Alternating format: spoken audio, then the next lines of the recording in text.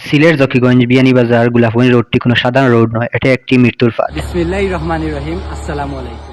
আজ আমি আপনাদেরকে দেখাবো আমাদের সিলেটের জকিগঞ্জের এই ব্যস্ত সড়কটুকু। সিলেট জকিগঞ্জ রোডের বিয়ানীবাজার গোলাপগঞ্জ জকিগঞ্জ কানাইঘাট এই সম্পূর্ণ রোডটি দেখানোর চেষ্টা করব। আমাদের সিলেটের জকিগঞ্জ বিয়ানীবাজার রাস্তা এটা শুধু একটি রাস্তা নয়, এটা এখন একটি মৃত্যুর ফাঁদে পরিণত হয়েছে। প্রতিদিন এখানে ছোট বড় অসংখ্য দুর্ঘটনা ঘটছে। প্রতিটা দিন প্রতিটা মুহূর্ত কেউ না কেউ ঝুঁকি নিয়ে এই রাস্তায় চলাচল করছে। এই রাস্তাটি ছোট হওয়ার কারণে আমরা প্রতিনিয়তই মারাত্মক ঝুঁকির মধ্যেই রয়েছি। একদিকে এটি একটি হাইওয়ের মতো ছোট ব্যস্ত সড়ক, অন্যদিকে এটি পর্যাপ্ত প্রশান্ত নয়, ফলে প্রতিটা দুর্ঘটনা হয়ে উঠছে প্রাণঘাতী।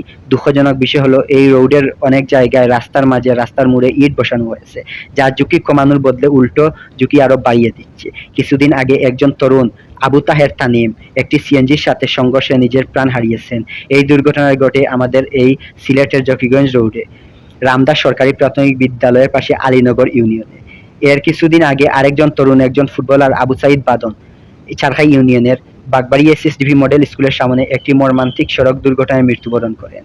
এবং আরো কিছুদিন আগে শেওলা সেতুর পাশে একটি দুর্ঘটনায় আরেক তরুণ সায়েম আহমদ সেখানে নিজের প্রাণ হারিয়েছেন এই একই রাস্তায়। এগুলো কিছু নাম, কিন্তু বাস্তবতা হলো এই রাস্তায় এমন অনেক প্রাণ জড়ে গেছে যার হিসাব হয়তো আমরা কেউ রাখিনি।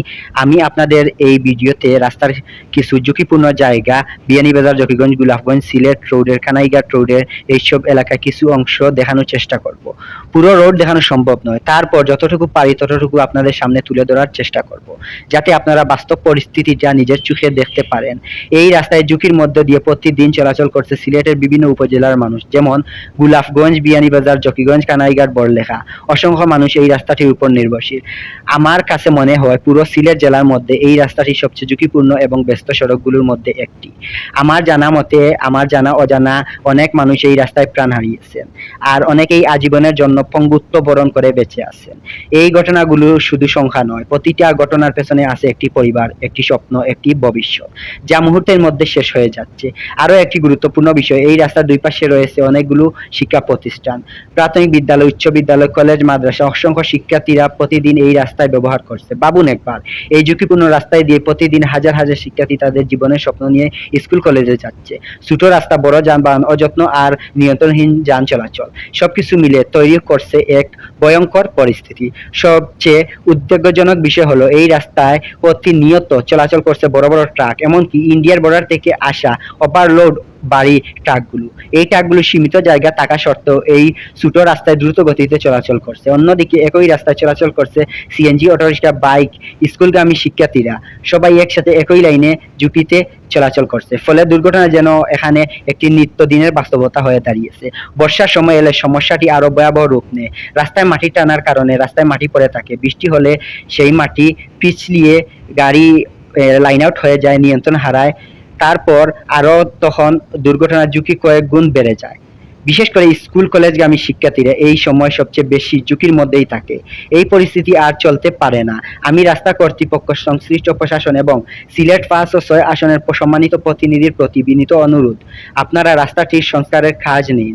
অবিলম্বে এই রাস্তা সংস্কারের কাজ করার ব্যবস্থা নিন। রাস্তা প্রশান্ত করার উদ্যোগ নিন। ঝুঁকিপূর্ণ এলাকাগুলোতে স্পিড ব্রেকার বসান। নিয়মিত ট্রাফিক নিয়ন্ত্রণ নিশ্চিত করুন। এছাড়াও দিনের বেলায় বাড়ি যানবাহন চলাচল সীমিত করুন।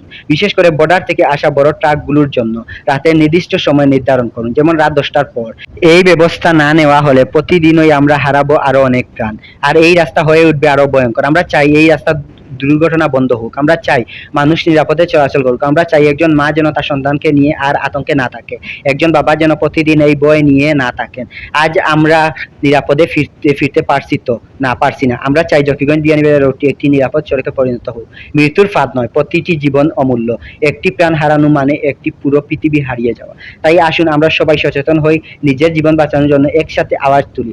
শেষে আবারও বিনীত অনুরোধ, দয়া করে এই রাস্তাটি সংস্কার কাজ করুন, নিরাপত্তা নিশ্চিত করুন এবং মৃত্যুর ফাঁদ বন্ধ করুন। ধন্যবাদ। আসসালামু আলাইকুম।